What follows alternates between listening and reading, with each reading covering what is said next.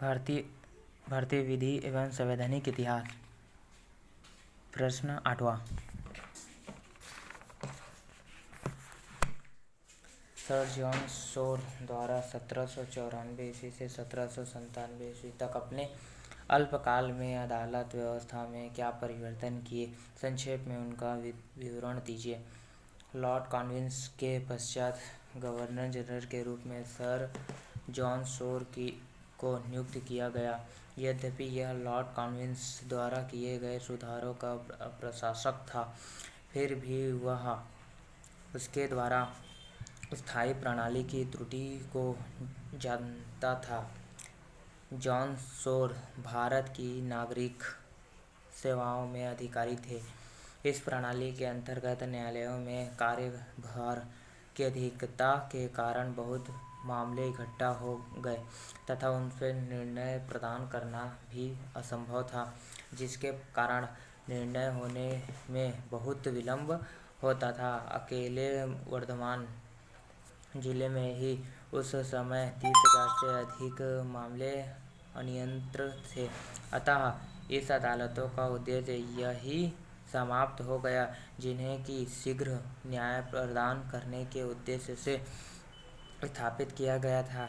इस विलंबता के निराकरण के दो ही मार्ग थे, या तो न्यायालय की संख्या बढ़ा दी जाए या फिर कोई ऐसी व्यवस्था की जाए कि न्यायालयों में योजित मामलों की संख्या कम होने लगे। पहला मार्ग अपनाना कठिन था, क्योंकि उसके लिए खर्च बहुत अधिक बढ़ जाता, जिसके लिए कोई राजी नहीं था। किसानों को प्रायः न्याय प्राप्त कराने में भारी कठिनाइयों का सामना करना पड़ता था।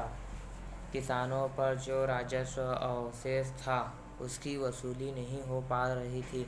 सामान्य जनता को त्वरित न्याय प्राप्त होना असंभव हो गया था।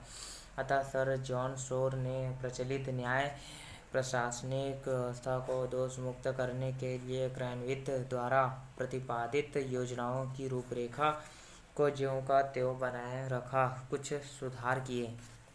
सर जॉन शोर ने न्याय प्रशासन के विभिन्न क्षेत्रों में 1794 ईस्वी से 1795 ईस्वी तक तथा 1797 ईस्वी में 3 सुधार किए। 1794 ईस्वी में किए गए सुधार। 1794 ईस्वी में सर जॉन शोर में कॉर्नवालिस की 1793 ईस्वी की न्यायिक योजना में 2 परिवर्तन किए। पहला, रजिस्ट्रार के न्यायालयों के क्षेत्राधिकार में वृद्धि। 1794 ईस्वी कॉर्नवालिस की 1793 ईस्वी की योजना के अंतर्गत दीवानी अदालतों को उसके न्याय प्रशासन में सहयोग देने के लिए रजिस्ट्रारों की नियुक्ति की गई थी तथा उन्हें 200 रुपये तक की माल्यता के विवादों को तय करने का अधिकार दे दिया गया था। सर जॉन ने यह व्यवस्था की भविष्य में व्यक्तिगत संपत्ति से संबंधित 25 रुपये से अधिक की माल्यता के व्यक्तिगत संपत्ति से संबंधित मामलों में रजिस्ट्रार द्वारा दिए गए निर्णय अंतरिम होंगे तथा जिनकी दीवानी न्यायालयों द्वारा पुष्टि कराने की आवश्यकता नहीं होगी, तथा 25 रुपये से अधिक की माल्यता के व्यक्तिगत संपत्ति से संबंधित मामलों में रजिस्ट्रार द्वारा दिए गए निर्णयों के विरुद्ध प्रोविंशियल कोर्ट ऑफ अपील में अपील की जाएगा। इस व्यवस्था से दीवानी अदालतों पर कार्य का भार कुछ सीमा तक कम हो गया। दूसरा, कलेक्टरों को कुछ न्यायिक अधिकार प्रदान किया जाना। दीवानी न्यायालयों पर बढ़ते हुए कार्य के बोझ को कम करने के उद्देश्य से सर जॉन शोर ने एक अन्य व्यवस्था यह भी की कि किसी दीवानी न्यायालय के न्यायाधीश को यह भी अधिकार होगा कि राजस्व से संबंधित मामलों में उलझाए हुए हिसाब किताब की स्वयं जांच पड़ताल करने के बजाय कलेक्टरों द्वारा जांच करा दिया करे तथा कलेक्टर हिसाब किताब की जांच पड़ताल के पश्चात जो अपनी रिपोर्ट न्यायाधीश को दे, उसी के आधार पर अदालत वाद का निर्णय कर दे। लेकिन साथ ही यह व्यवस्था की गई कि इस प्रकार कलेक्टरों के पास कोई ऐसा विवाद नहीं भेजा जाएगा जिससे कलेक्टर उसका कोई अधिकार सेवक अथवा पक्षकार हो। उपहार। यद्यपि यह व्यवस्था कुछ सीमा तक रुके हुए कार्यों की अधिकता को घटाने में सहायक सिद्ध हुई, लेकिन इसमें कलेक्टरों को फिर से न्याय प्रशासनिक क्षेत्र में लाकर न्यायपालिका तथा न्यायपालिका के पृथक्करण सिद्धांत को ठेस पहुंची। 1795 ईस्वी में किए गए सुधार। यद्यपि सर जॉन शोर की 1794 ईस्वी की योजना न्याय प्रशासनिक क्षेत्र में लाभकारी सिद्ध हुई थी, लेकिन इस दशा में वह अभी कुछ और सुधार करना चाहता था। अतः उसने 1795 ईस्वी की योजना द्वारा निम्नलिखित सुधार किए। पहला रजिस्ट्रारों के निर्णय के विरुद्ध दीवानी अदालतों में अपील किए जाने की व्यवस्था। यद्यपि 1794 ईस्वी की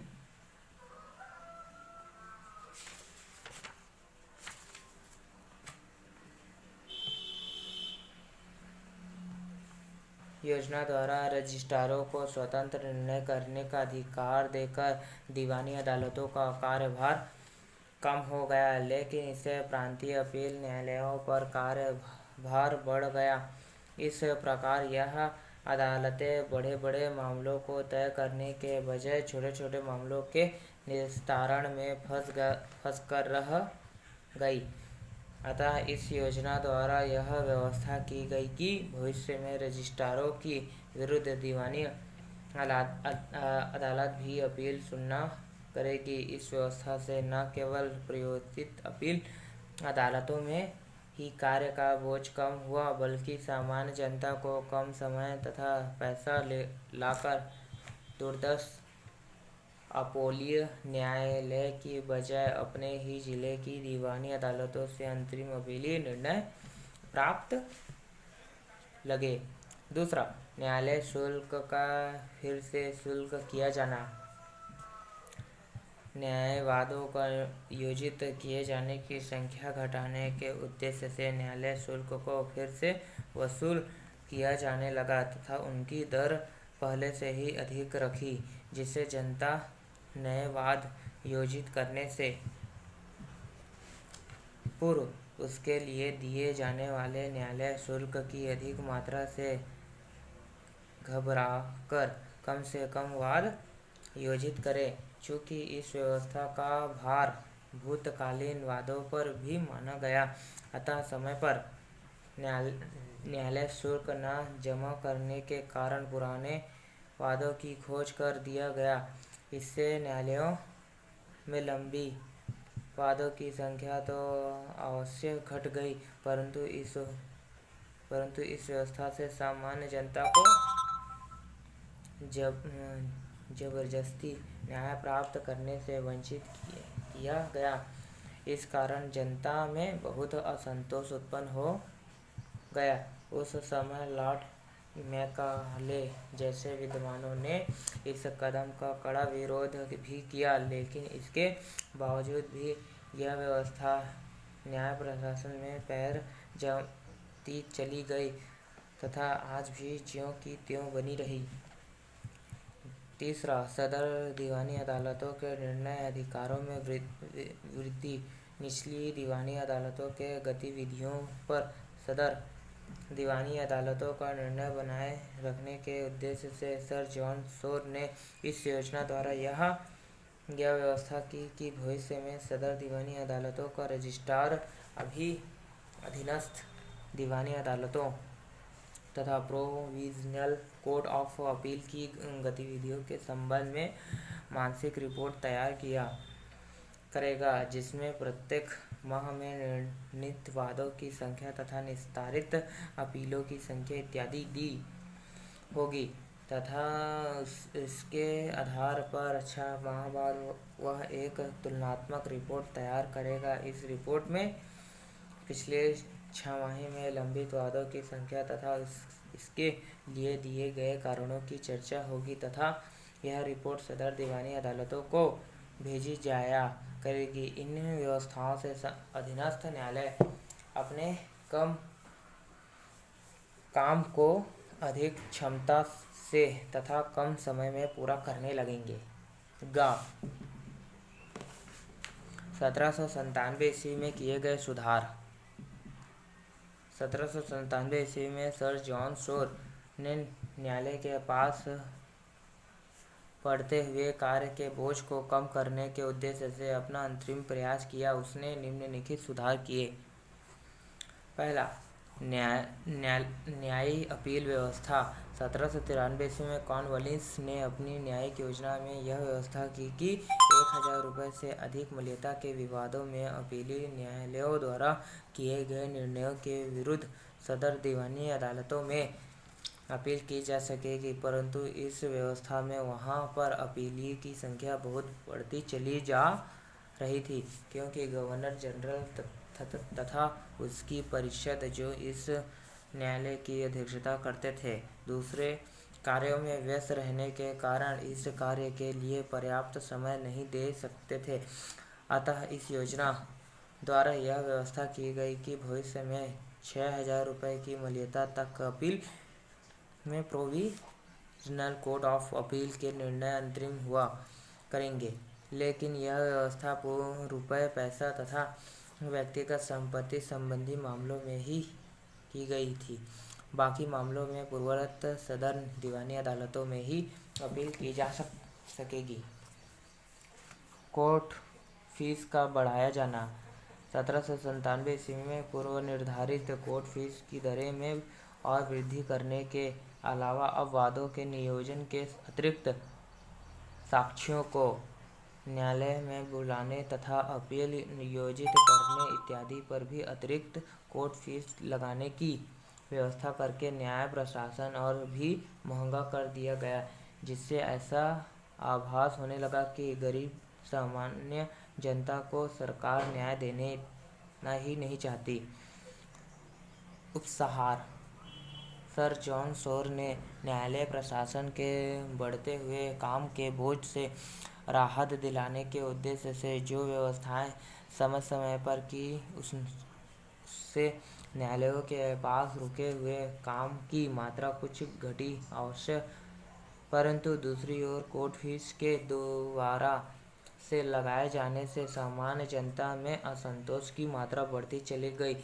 अतः सर जॉन शोर द्वारा की गई इन व्यवस्थाओं का विभिन्न क्षेत्रों में बड़कड़ा विरोध तथा भंसक हुआ रहा था।